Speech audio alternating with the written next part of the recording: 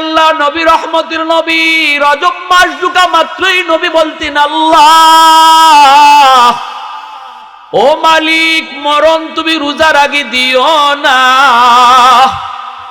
আল্লাহ রমজান মাসের আগে তুমি মরণ দিও না, রমজান আমার খুব কাছাকাছি চলে আসছে। আল্লাহুম্মা বারিক লানা ফি রজব ওয়া শাবান ওয়া বাল্লিগনা রমাদান ওয়া বাল্লিগনা রমাদান।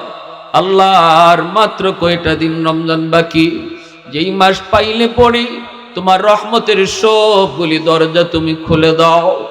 আল্লাহ, এই মাসটা আর মাত্র কয়েকটা দিন বাকি, জানি না আমাদের ভিতরে এই কয়েকদিনের ভিতরে আবার কার হায়াত জানি নাই। এজন্য নবী ভিক্ষা চাইতেন, আল্লাহ তোমার কাছে হায়াত ভিক্ষা চাই। সুবহানাল্লাহ, জোরে বলো। ও মালিক, হায়াত ভিক্ষা চাই গো আল্লাহ। রমজানের রোজা রাখার আগে তুমি আমাকে মত দিও না। আল্লাহ, যদি তুমি মত দেও, রমজান মাসে তুমি আমাকে মরণ দিও।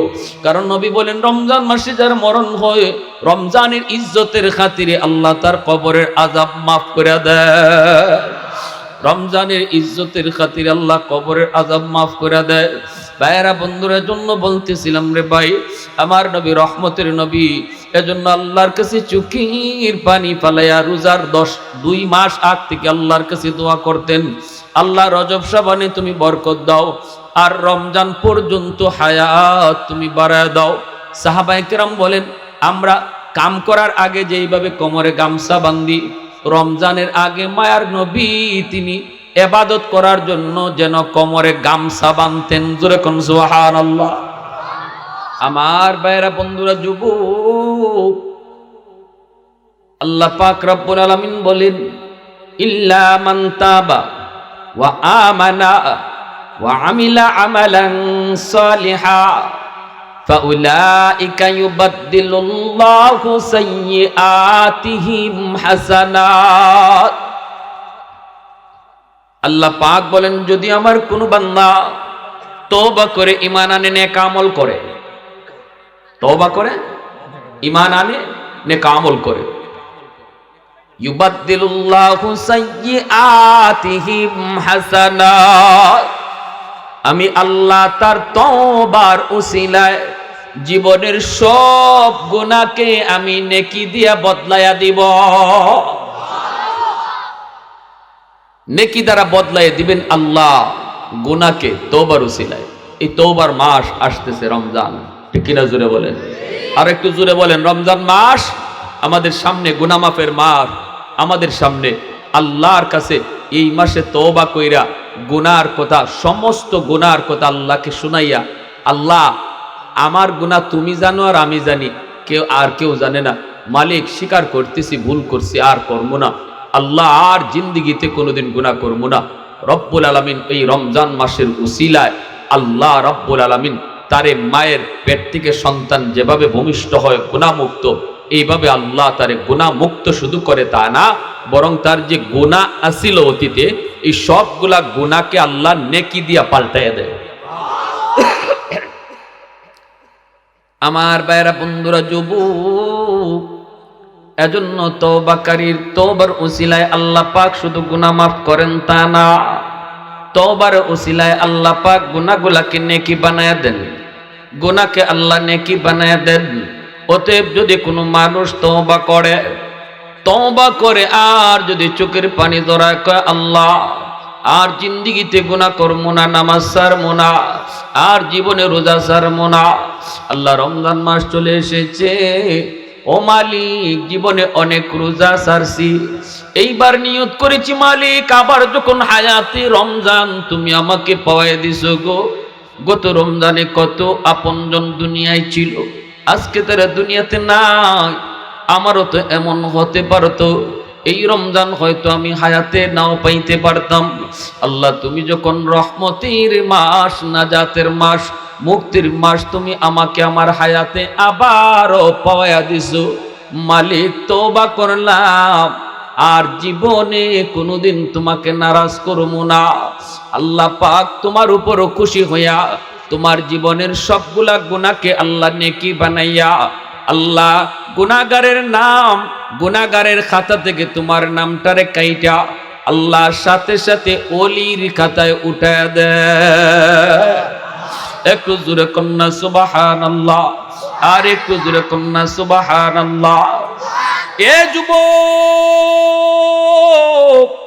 যৌবনে তুমি মনে করেছো আমি হয়তো অনেক হায়াত আরো পাবো, আগামী বছর রোজা ঠিক না হয় রাখবো, এই বছর রোজাগুলি রাখতে পারবো না, এরপরের বছর রোজাগুলি রাখবো।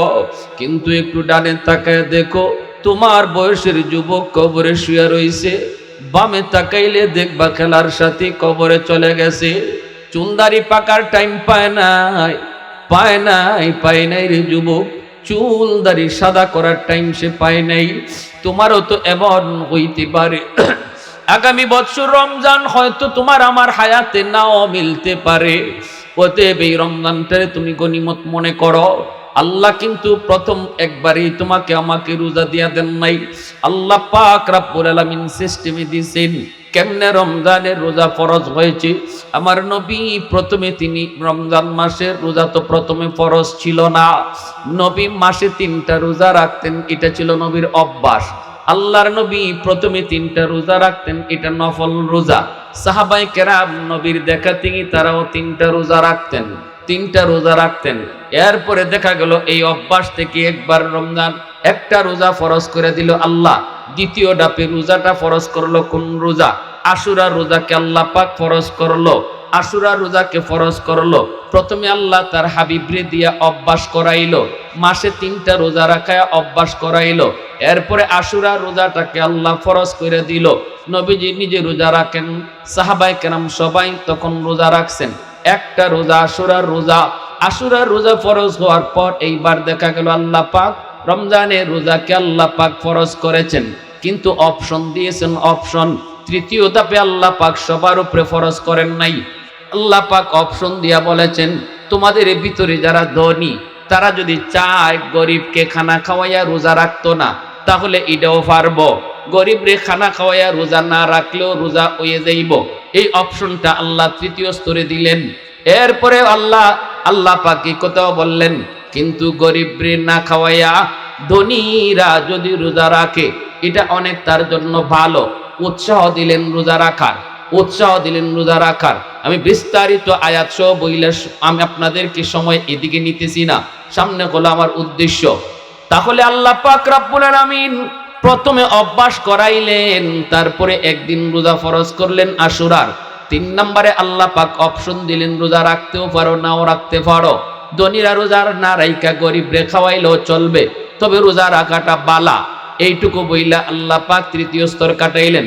চতুর্থ পর্যায়ে আল্লাহ পাক ফাইনাল সিদ্ধান্ত দিয়ে দিলেন ফামান শাহিদা মিনকুমুশ শাহরা ফালইয়াসুমহু। যদি তোমাদের ভিতরে কেউ রমজান মাস পায় অবশ্যই তাকে রোজা রাখতে হবে। এইবার এই আয়াতে আল্লাহ পাক ধনীদেরকে আর ছাড় দিলেন না, সবাইকে বললেন রোজা রাখতে হবে। ধনী গরিব সবাইকে রোজা রাখতে হবে। এইভাবে ধাপে ধাপে 4টা ধাপে আল্লাহ পাক রমজানের রোজা তিনি ফরজ কইরা এইবার ঘোষণা দিয়ে দিলেন বান্দারি জানোনি যদি তুমি রমজানের রোজাগুলি আমি আল্লাহর ভয়ে রাখো ফলাফল কি জানোনি, তোমার লাভ কি হবে জানোনি? কয় লাআল্লাকুম তাত্তাকুন, তুমি মুত্তাকি হবা, দৌলতে তাকওয়া তোমার হাসিল হবে। জোরে কোন সুবহানাল্লাহ। প্রশ্ন করবেন হুজুর আল্লাহ পাক যে বললেন ইয়া আইয়ুহাল্লাযীনা আমানু কুতিবা আলাইকুমুস সিয়াম কামা কুতিবা আলাল্লাযীনা মিন ক্বাবলিকুম লাআল্লাকুম তাত্তাকুন, রমজানে রোজা রাখলে আল্লাহ পাক মুত্তাকি বানাবে। এই মুত্তাকি হইলে লাভ কি? মুত্তাকি হইলে লাভ কি? আল্লাহ পাক কই মুত্তাকি যদি তুমি হও লাভ হলো তুমি আমার ওলি হয়ে যাবা। কেমনে? কয় আলা ইন্না আউলিয়া আল্লাহি লা খাউফুন আলাইহিম ওয়ালা হুম ইয়াহজানুন আল্লাযীনা আমানু ওয়া কানু ইয়াত্তাকুন। তুমি যদি মুত্তাকি হও তাহলে তুমি আল্লাহর ওলি হয়ে যাবা। এইবার আপনারা প্রশ্ন করবেন হুজুর আল্লাহর ওলি হইলে লাভ কি? আল্লাহ কয় আলা ইন্না আউলিয়া আল্লাহ লা খাউফুন আলাইহিম ওয়ালা হুম ইয়াহজানুন। যদি তুমি অলির দপ্তরে নাম লেখাইতে পারো রে যুবক, আল্লাহ কয় তোমার জীবনে কোনো ভয় নাই, কোনো পেরেশানি নাই। দুশ্মন তোমাকে আঘাত করবে, সুপার পাওয়ার লইয়া আমেরিকা আসবে, এই বিষয়টা তোমার ভয় লাগতে পারে, কিন্তু যদি তুমি রমজানের রোজা যথাযথ রাইখা রোজার হক আদায় কইরা তুমি আমি আল্লাহর কাছে ওলির লিস্টে নাম লেখাইতে পারো, দুশ্মন যত শক্তি নিয়ে আসুক তোমার কোনো ভয় নাই। এই বিষয়টা আমি আল্লাহ দেখব। সুবহানাল্লাহ, একটু জোরে কন্যা সুবহানাল্লাহ। শুধু ভয় নাই, পেরেশানিও নাই, তোমার জীবনের কোনো পেরেশানিও নাই। পেরেশানির বস্তু তোমার আসবে, কিন্তু আমি আল্লাহ সমাধান করব। সুবহানাল্লাহ, জোরে আওয়াজ দিয়া। এ আল্লাহর গোলাম, যদি তুমি নিজেকে মুত্তাকি বানাইতে পারো, আল্লাহর ওলি হইতে পারো, তাহলে তো আল্লাহ পাক রব্বুল আলামিন তোমার জীবনের যত ভয় ভীতি আছে, তোমার জীবনের যত পেরেশানি আছে, সব কিছুর জিম্মাদার আল্লাহ নিজে হয়ে যাবেন। এই ওয়াদা তো আল্লাহ দিয়েছেন। অতএব ভাইরা বন্ধুরা, আজকে দুশ্মন অনেক শক্তি নিয়ে মাঠে নামছে। America super power, Russia super power, Britain super power, NATO super power, সব অত্যাধুনিক অস্ত্র ওদের কাছে। মারামারি লাগলে আমাদের কাছে অস্ত্র নাই, আমাদের কাছে কোনো পাওয়ার নাই, কিন্তু আল্লাহ কই বান্দা তোর কাছে একটা বহুত বড় অস্ত্র আছে, সেটা হলো তাকওয়া। যদি তুমি তাকওয়া হাসিল করতে পারো, ময়দানে তোমাকে মারতে হবে না, তুমি দাঁড়ায়া থাকবা, মারবো আমি আল্লাহ। ওয়ামা রামাইতা ইয রামাইতা ওয়ালাকিন্নাল্লাহ রামা। আল্লাহ যে মারে, আল্লাহ যে নিজে মারে, এটা হইল দলিল। আল্লাহ কয় বন্ধু, বদরে তোমরা যারা যুদ্ধে শামিল হয়েছো, বন্ধু আল্লাহ বলতেছে তার হাবিবকে, বন্ধু বদরে তোমরা যারা যুদ্ধে শামিল হয়েছিলা তোমার সাহাবী লইয়া, তোমরা কিন্তু মারো নাই, মারছি আমি আল্লাহ। আল্লাহু আকবার, জোরে বলেন, আর একটু জোরে বলেন, মারছে কে?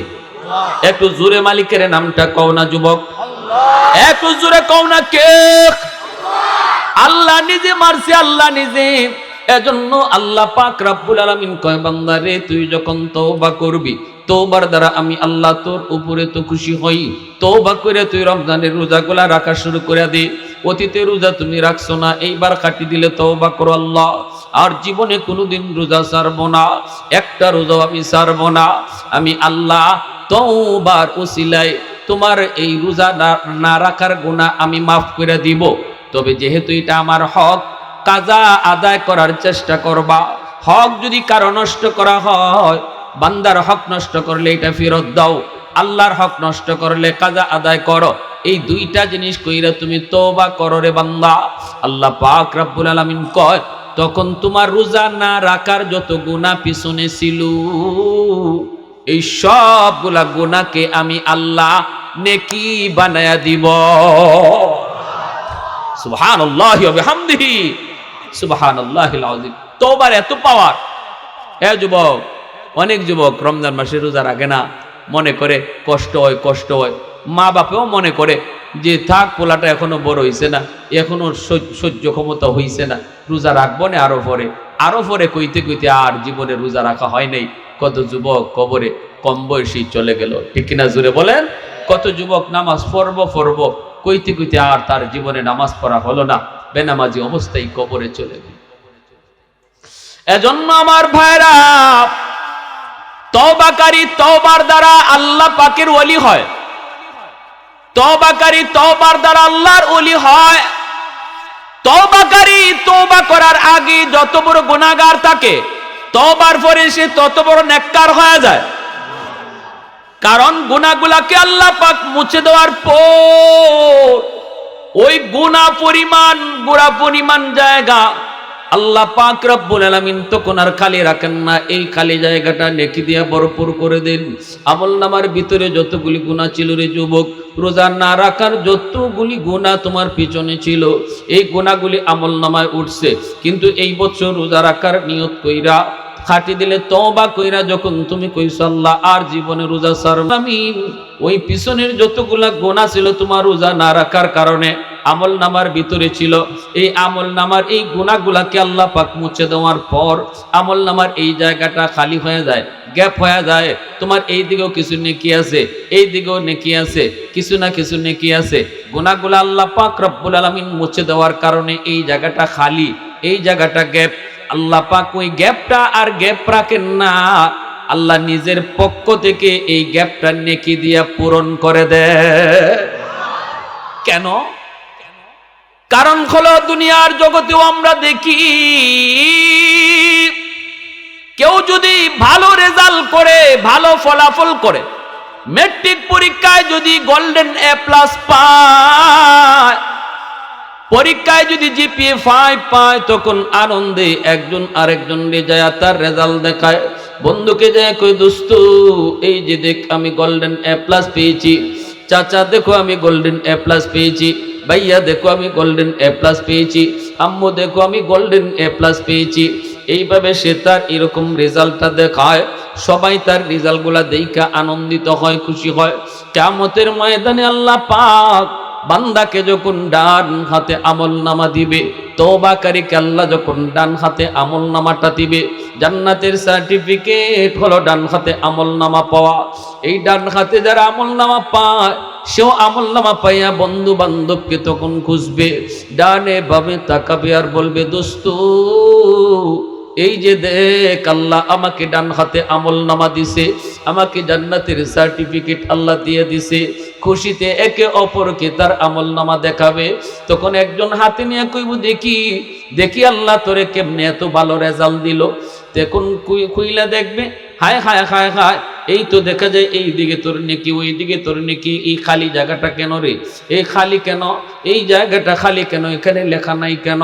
মনে হয় এই জায়গায় তোর গুনাহ ছিল, আল্লাহ দয়া করে আজকে তোর গুনাহটাকে আল্লাহ মাফ করে দিছে, তুই তো আল্লাহর দয়ায় তুই জান্নাত পাইছো। এতটুকু কথা কয়ে যেন তওবাকারীকে হাসরের মাঠে কেউ শরম লজ্জা দিতে না পারে, এজন্য আল্লাহ পাক নিজের পক্ষ থেকে এই খালিটা আর খালি রাখেন না, আল্লাহ নিজের পক্ষ থেকে নেকি দিয়া ভরপুর করে দেয়। মুসলমানের আওয়াজে সুবহানাল্লাহ। ये जिक्र खुदा दिल में सदा रखने दिया कर, ये जिक्र खुदा दिल में सदा रखने दिया कर, और नक्शे खुदा दिल में जमा रखने दिया कर। क्या जाने हक इस्लाम है कोई फضل इलाही, हर वक्त दरे कल्ब खला रखने दिया कर। मुर्शिद की नजर गाज़ बसर से न होती है, क्या खुश नजरी खुश नजरी खुश नजरी है, क्या खुश नजरी खुश नजरी खुश नजरी है। दिल तोड़ के दिल जोड़ दिया सबका खुदा से, क्या दिल शिकानी दिल शिकानी दिल शिकानी है, क्या दिल शिकानी दिल शिकानी दिल शिकानी है। मोहब्बतेर साथे आवाज दिया बोलेन अल्लाहु আকবার, आरो जोरे अल्लाहु আকবার।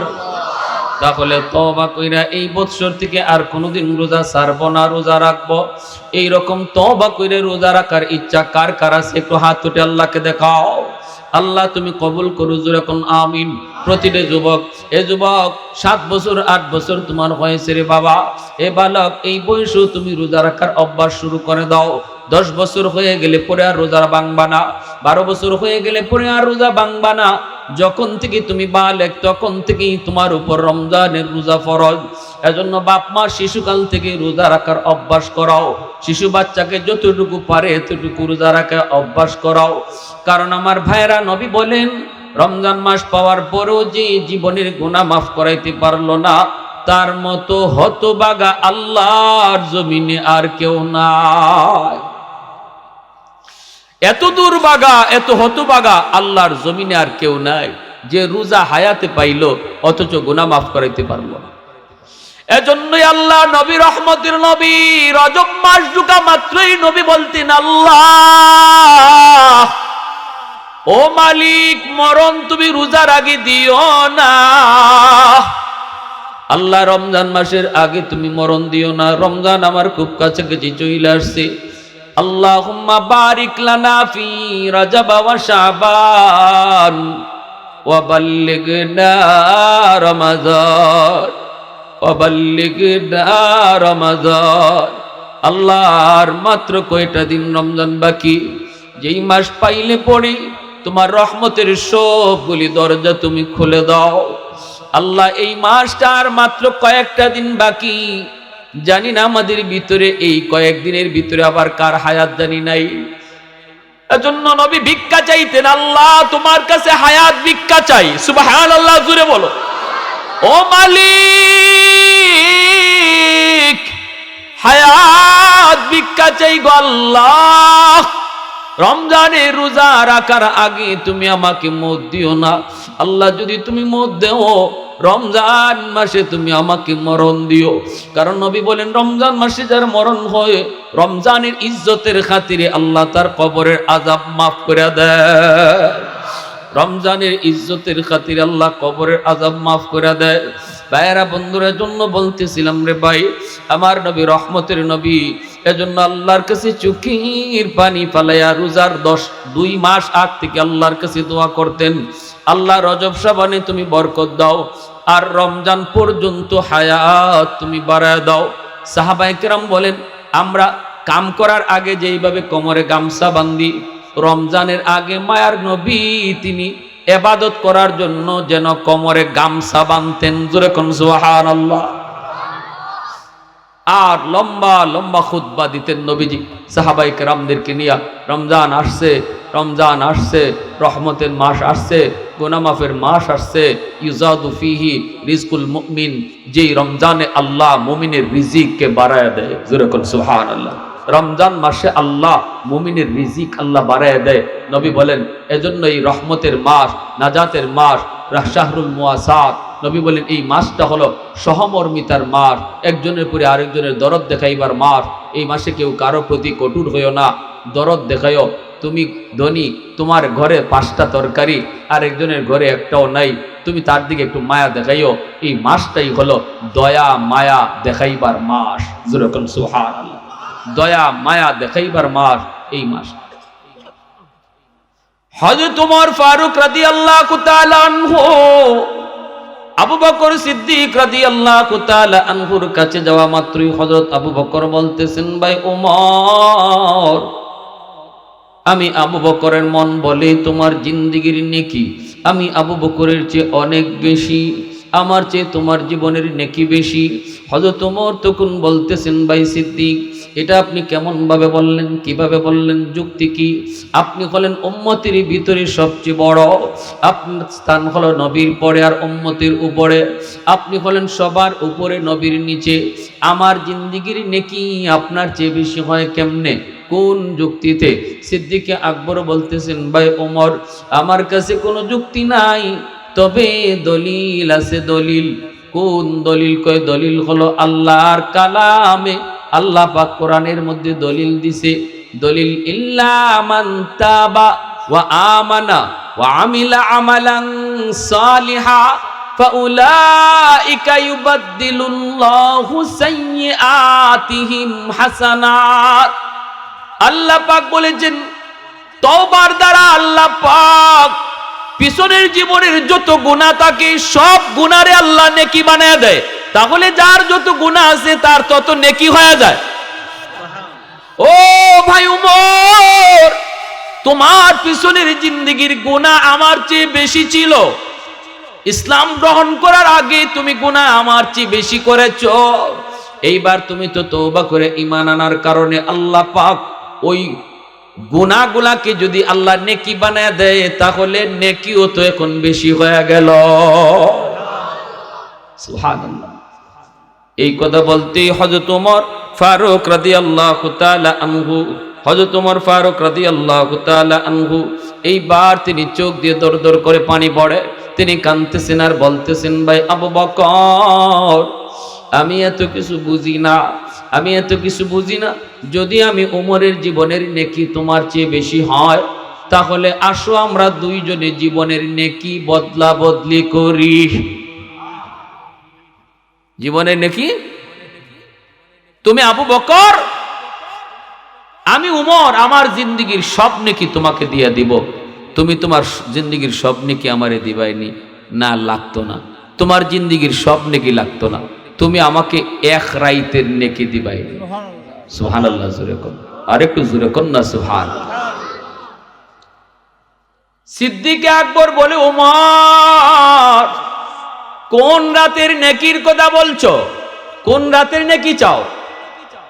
হযরত উমর বলে, যেই রাতে তুমি আমার মায়ার নবীর সাথে হিজরত করেছিলা, যেই রাতে তুমি আমার মায়ার নবীর সাথে হিজরত করেছিলা ভাই আবু বকর, ওই এক রাতের নেকি যদি তুমি আমাকে দাও, তাহলে আমি ওমর আমার জিন্দেগীর সব নেকি তোমাকে দিয়ে দিব।